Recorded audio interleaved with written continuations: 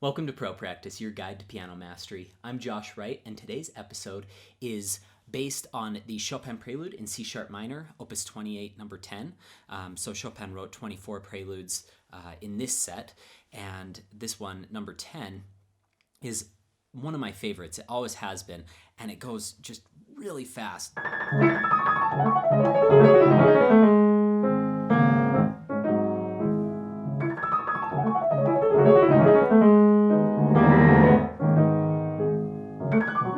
And for a lot of years, it was somewhat elusive for me because I got caught up so much in this triplet and then followed by duplet.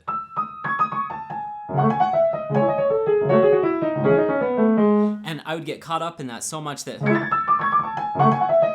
it would kind of sound jagged. So once I started to insert a few different practice methods that we're going to go over today, things really smoothed out. So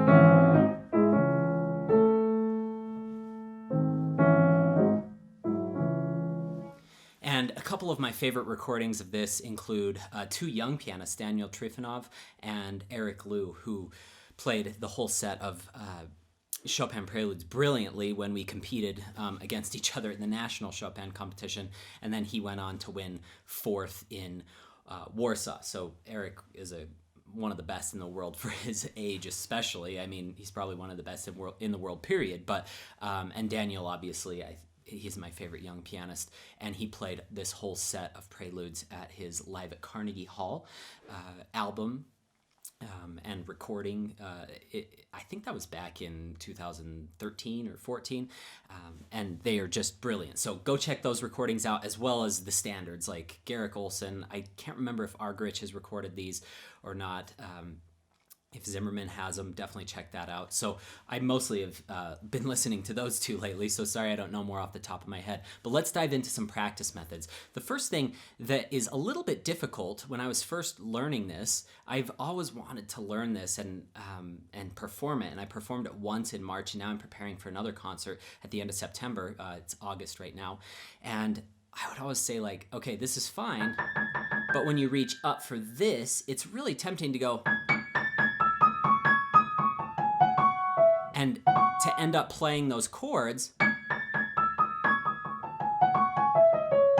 things can start to kind of fall apart, and then your hand wants to kind of do that. So a practice method that I started to use a lot is just to practice the bottom line. And let me do this really slowly because I haven't done this for quite a while. But so rather than playing this top C sharp,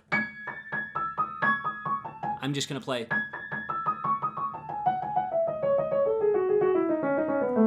Because that's the line that you really need to have connected. This C sharp and G sharp dissension, G sharp, C sharp, G sharp, C sharp, G sharp. That reminds me of something Logan at the University of Michigan taught me. Logan Skelton, one of the greatest teachers alive today. I love him to death. And he would say, anytime you need to voice something that is part of a intricate lower line, so something like we were working on La Campanella, I think is when he taught me this. He's like, get your trill as perfect as it needs to be, and then throw into each of those top notes. So same thing here. When we get to this point, we'll just think of throwing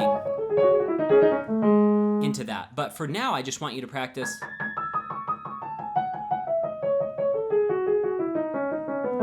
And that's going to go a long way. Now, let's talk about the left-hand rolled chords. You want the last note of the chord to come together with the right hand. So actually the rolled chord should come slightly before the measure even starts.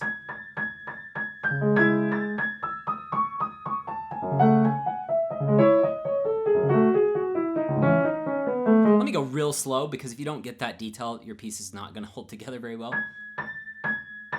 coming in early. Top note of the rolled chord will come together with that first note. Off, together, so the A and the F sharp come together. Okay, and so forth. And then start playing it faster.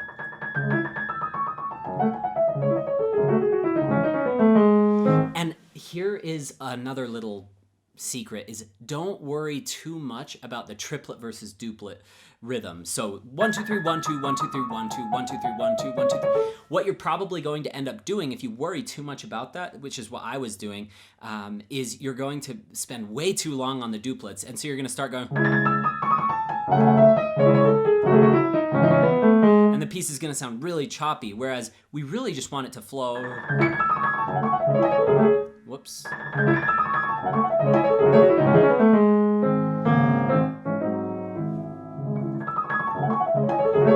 Especially when you start to add rubato at the top like that, which I really like, it will just sound better if it's flowing. You don't want to get too caught up. And now I'm not just saying to practice forever. You can start by doing the triplets.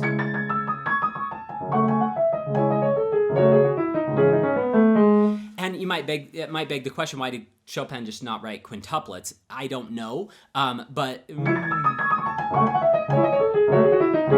to me that sounds a lot more choppy than, especially kind of the breakneck speeds that you want. He writes leggero, he writes molto allegro, which I think a lot of people interpret as presto.